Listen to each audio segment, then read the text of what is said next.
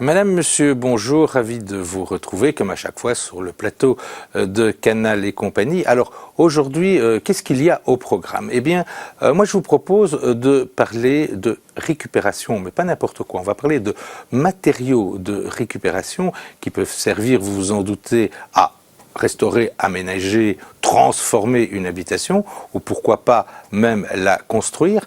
Et ça, nous allons le faire en compagnie d'une ASBL que vous commencez à bien connaître, puisqu'elle est présente régulièrement sur le plateau depuis déjà 2 ans. C'est Ecoconso, et Ecoconso aujourd'hui est représenté par la jante féminine, puisque j'ai le plaisir d'accueillir Anne Wulf. Bonjour. Bonjour. Alors, vous êtes chargée de communication chez Ecoconso.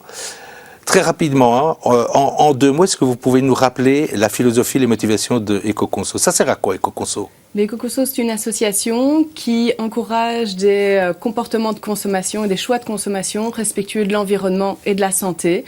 Donc dans tous les domaines de la vie quotidienne, l'énergie, la construction, les déchets, l'alimentation, les produits d'entretien. Voilà. Et alors, à ses côtés, eh bien, nous avons une deuxième invitée qui n'est autre que Marilène Toussaint. Bonjour Marilène. Alors, vous êtes directrice de l'action culturelle au Centre culturel régional à Namur, bien entendu, et vous vous occupez plus précisément, j'ai envie de dire, de la gestion, je ne sais pas si on peut dire ça comme ça, des anciens abattoirs de Baumelle. Alors pourquoi est-ce que vous êtes ici aujourd'hui? Eh bien parce que justement, au niveau de la transformation de ces anciens abattoirs, la récupération, vous y avez mis un coup, non? Dites-moi. Oui, c'est même le centre du projet d'aménagement intérieur, en fait. Voilà, donc vous l'aurez compris, d'une part, eh bien, avec Anne, on va vous donner des pistes pour réutiliser des matériaux pour vos rénovations, votre construction. Et puis, avec Marilène, eh bien, on sera vraiment dans le concret puisqu'on va partir à la découverte de ce nouvel espace. Je crois qu'on peut vraiment dire ça, de ce nouvel espace des abattoirs de Baumelle qui était complètement transformé avec, vous allez le voir, des matériaux de récupération. Alors, tout d'abord, Anne, un petit mot. J'ai envie de transformer ma maison, de la rendre moins énergivore, par exemple. Qu'est-ce que j'ai à ma disposition aujourd'hui en matériaux de récupération? Comment est-ce que je m'y prends? Ça se trouve où? Dites-moi tout. Voilà, donc les matériaux de récupération, on peut dire qu'il y a un petit peu deux grands champs. Il y a le réemploi, la réutilisation, où les matériaux, on va les réutiliser tels quels, le même usage. Par exemple, des ports, des carrelages, des briques, tout à fait, une baignoire. Ouais. Et puis, il y a vraiment les matériaux recyclés, c'est-à-dire que là, on a utilisé la matière première pour faire un autre matériau.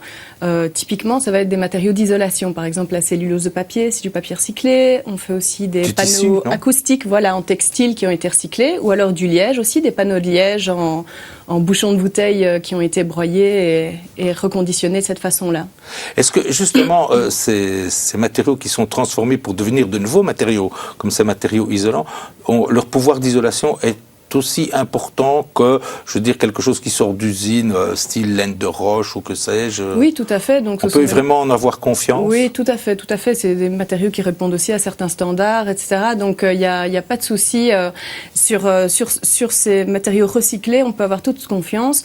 Sur les matériaux récupérés, là, il faut être un petit peu judicieux dans ses choix. Autant une porte et des carrelages, ça pose aucun problème à être récupéré.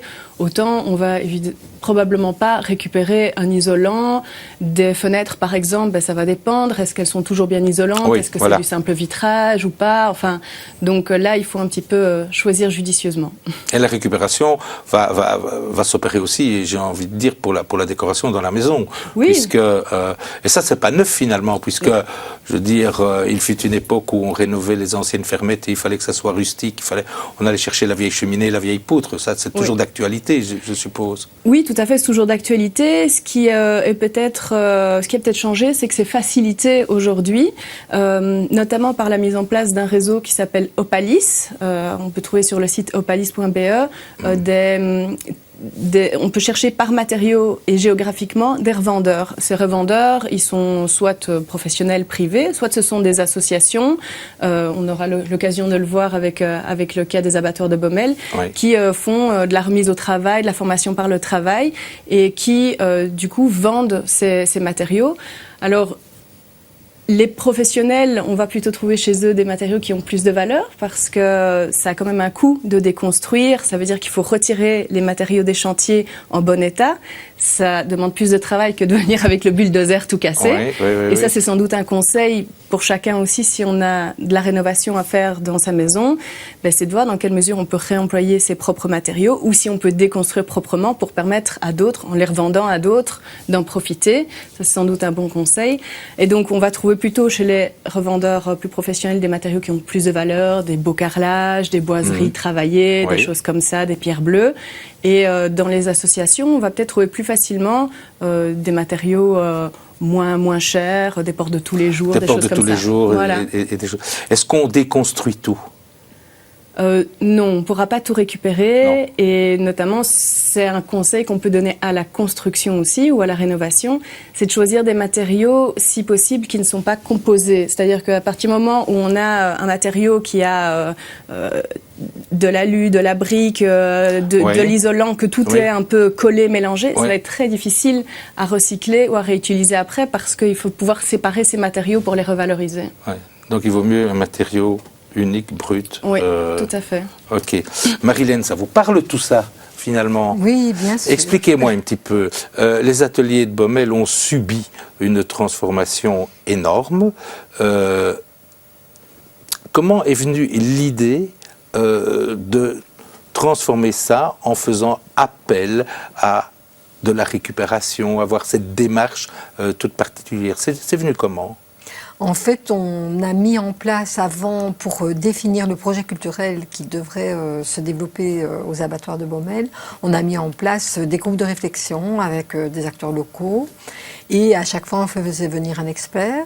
Et c'est au cours d'un de ces laboratoires, où était invité comme expert Thierry de Kuyper, que l'idée a surgi dans le groupe de, finalement, comme la ressourcerie namuroise avait occupé aussi ces bâtiments et avait travaillé à ce sujet, ça a été un abattoir, mais après il y a eu d'autres choses qui se sont passées là.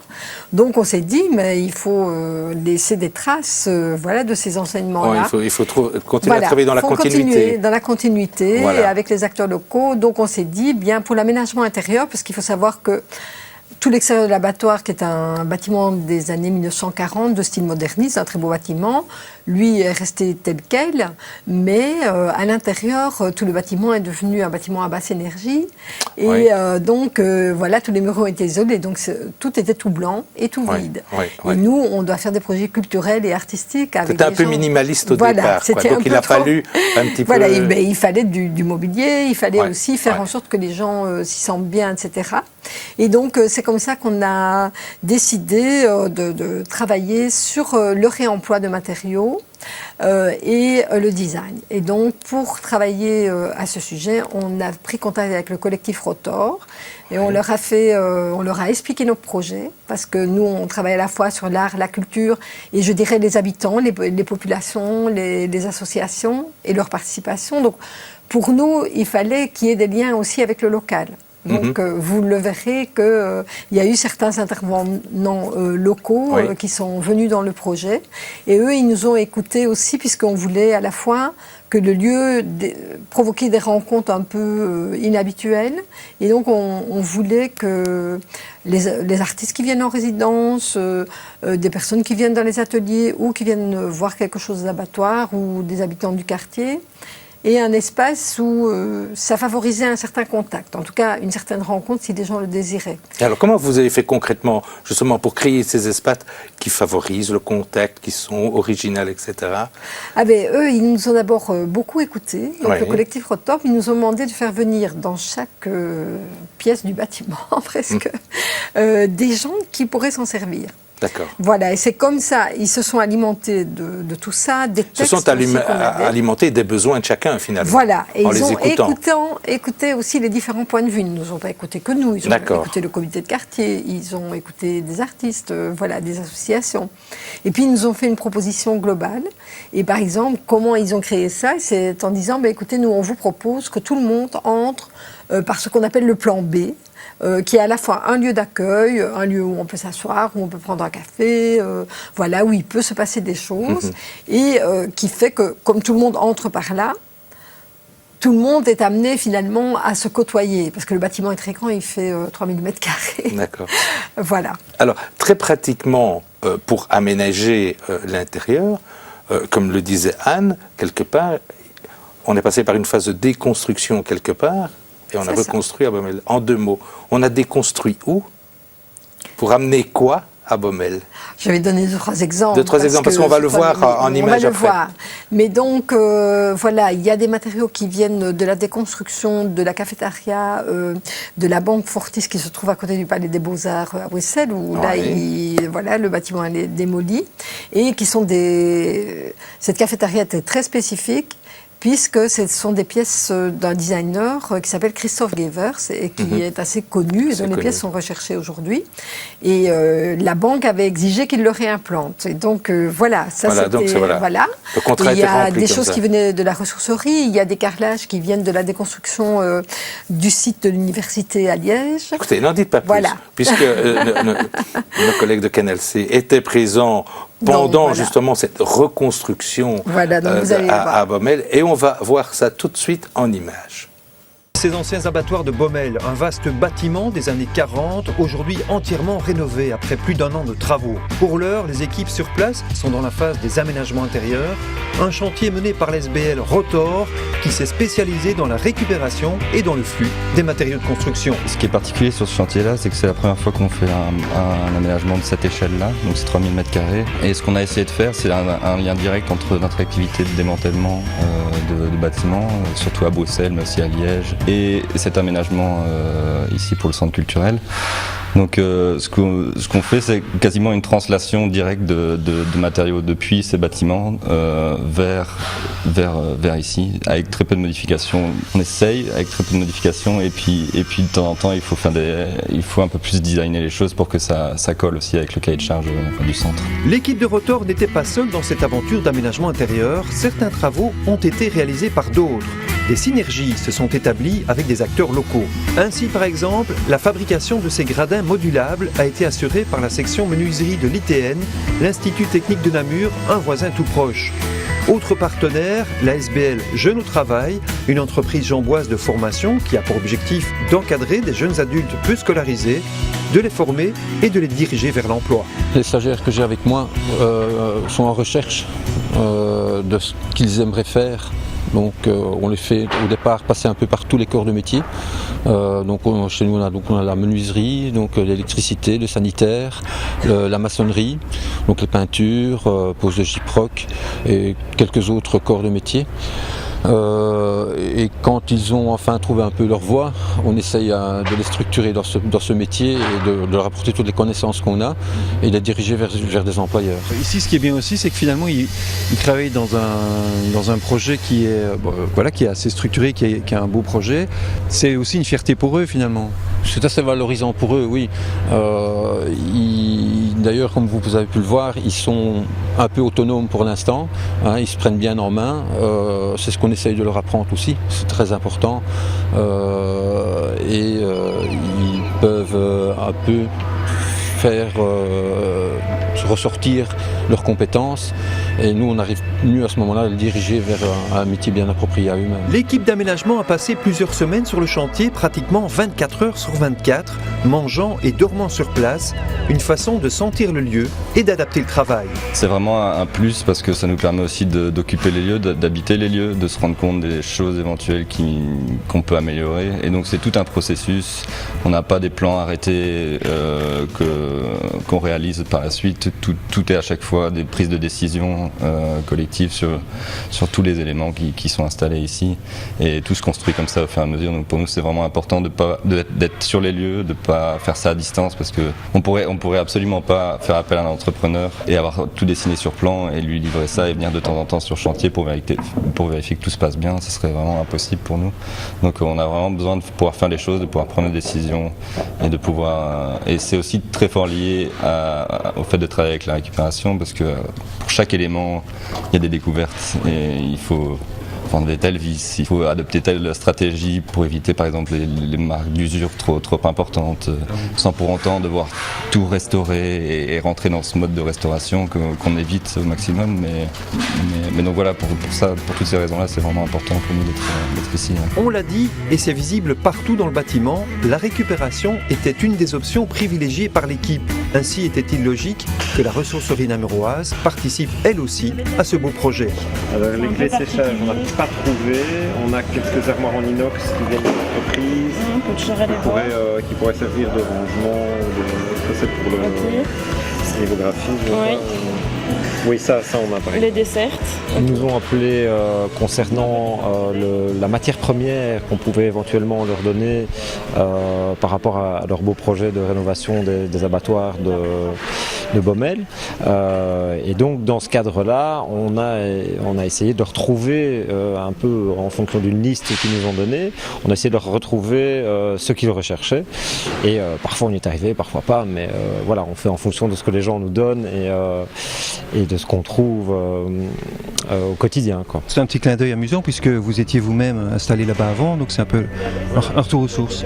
Voilà, c'est le retour aux sources, c'est l'équilibre des choses, puisque maintenant on redonne ce qui nous a été donné.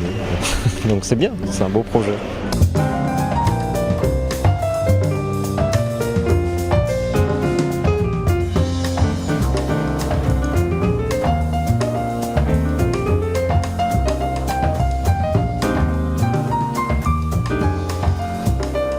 Voilà, Marilène Toussaint, finalement, mais une super expérience finalement et très complète puisque on parle de récupération, mais ça va jusqu'à la formation de jeunes pour différents métiers. Oui. Les gens se sont essayés à différents métiers finalement. Oui, ça fait partie de nos projets puisque nous, on essaye de travailler sur le développement culturel, mais aussi, il faut, dans le travail de Rotor, au-delà de la récupération, il y a aussi un travail de conception artistique. Donc, ils ont vraiment fait une résidence. Et ils l'ont fait à fond, puisqu'ils sont restés logés pendant 2 mois pour vraiment s'imprégner des lieux. C'est le principe. C'est eux qui ont choisi ça. Donc, c'est vraiment, on a fait un cahier des charges pratiquement à la fois artistique et à la fois extrêmement pratique. Et voilà. Vous en pensez quoi, Anne, de ça ?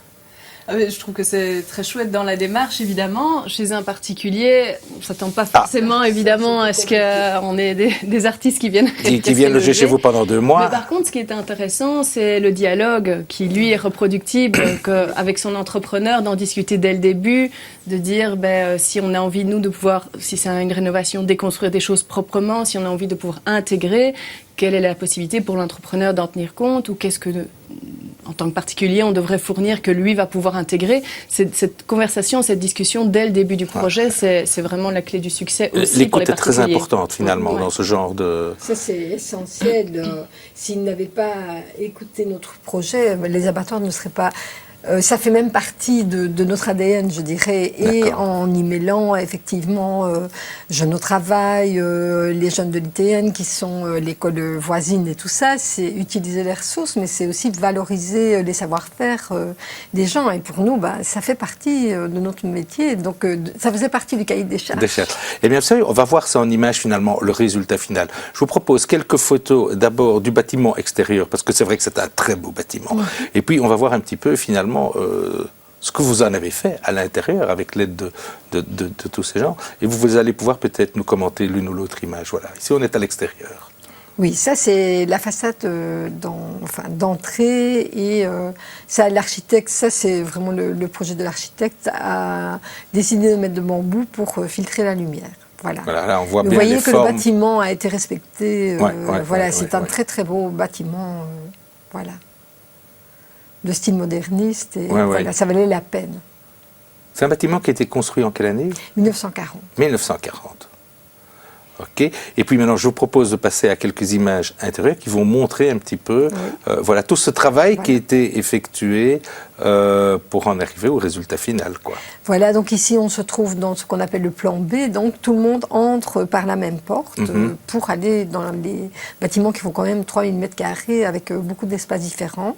Et ici vous voyez notamment le bar Cappuccino, qui est une partie du bar de Christophe Guevers qui venait de la banque à la banque Fortis. D'accord, voilà. à Bruxelles, parfait. Voilà.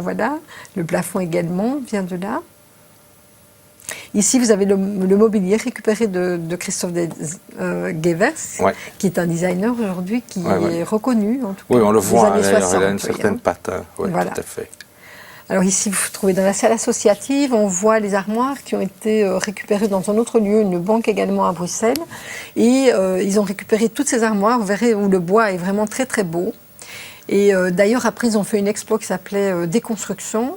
Et ils ont fait un petit film avec les restes des armoires qui n'ont pas su réimplanter, qui ont été détruites. Ce qui est dommage. Alors, des photos, il y en a encore pas mal, mais il va falloir s'arrêter là, parce que je voudrais bien revenir un petit peu vers Anne Wulf au niveau d'Ecoconso, parce que ce procédé de récupération, eh bien, il se concrétise tous les jours, et pas uniquement dans des endroits publics, chez Monsieur et tout le monde. Et la preuve en est, c'est que vous allez organiser dans peu de temps des portes ouvertes qui vont permettre aux consommateurs qui ont envie d'en savoir un peu plus sur cette démarche, d'aller voir le résultat dans des habitations. Expliquez-moi ça. Oui, donc les 2 premiers week-ends de novembre, les 5, 6 et puis 11, 12, 13 novembre, à travers toute la Belgique, notamment en province de Namur, des particuliers ouvrent leurs portes. Donc ce sont des portes ouvertes éco-bâtisseurs, ça veut dire que c'est des gens comme vous et moi qui ont construit ou rénové leur logement en cherchant pour certains à économiser l'énergie, à utiliser des matériaux écologiques, pour certains la récup, le réemploi. Et les portes ouvertes éco-bâtisseurs, ça existe depuis un certain temps, je crois. Alors, ça existe depuis déjà pas mal d'années, mais en Wallonie à Bruxelles, c'est la 4e année. C'est la 4e année. Partie francophone du pays, 4e édition, oui. Voilà. Et donc, c'est vraiment intéressant parce que, alors, il y en a certains qui ont utilisé du réemploi, généralement pas de façon aussi centrale que dans le projet des abattoirs, mais certaines choses plic-ploc. Mais c'est intéressant surtout aussi de voir la démarche globale d'une construction, d'une rénovation où on veut par exemple économiser l'énergie. Je pense qu'en tant que particulier, tout qui a déjà construit ou envisage de le faire c'est qu'il a beaucoup de questions. Oui. Et finalement, le plus intéressant, c'est justement d'aller à la rencontre des personnes qui ont fait ces choix, qui vont expliquer pourquoi est-ce qu'on a choisi telle technique, nos choix de chauffage, d'isolation, de matériaux, quelles sont les difficultés qu'on a rencontrées, comment est-ce qu'on est arrivé à trouver des solutions pour les mettre en œuvre.